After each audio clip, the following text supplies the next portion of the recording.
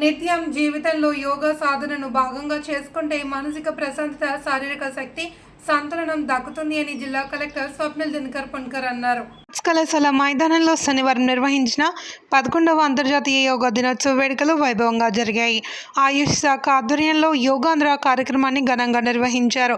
కలెక్టర్తో పాటు అధికారులు, యోగా శిక్షకులు, విద్యార్థులు పెద్ద సంఖ్యలో పాల్గొన్నారు. పాండ్రంగి మురళీకృష్ణ శిక్షణలో యోగాసనాలు వేశారు. ఈ సందర్భంగా కలెక్టర్ మాట్లాడుతూ గత నెల 21 నుండి జిల్లాలో 6,500 ప్రదేశాల్లో యోగాసనాల శిక్షణ కార్యక్రమం నిర్వహించాం. సామాన్యుల నుండే కాక మత్స్యకార ప్రాంతాలు, పర్యాటక క్షేత్రాల్లోనూ పెద్ద ఎత్తున శిక్షణలు ఇచ్చాం. ప్రతి ఒక్కరూ యోగా సాధన అలవర్చుకొని ఆరోగ్యాంధ్ర వైపు సాగాలన్నారు. నెమ్మదిగా శ్వాస తీసుకుంటూ చేతులు రెండు కూడా పైకెత్తుదాం. చేతుల్ని మీ కుడి చేతిని ఎడమ వీపు పైన పెడదాం.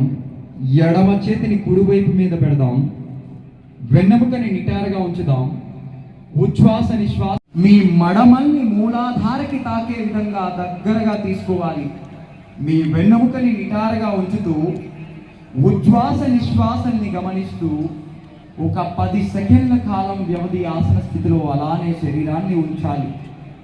మీ శ్వాసని నెమ్మదిగా తీసుకోండి. ఆ శ్వాసని నిదానంగా విడిచిపెట్టండి.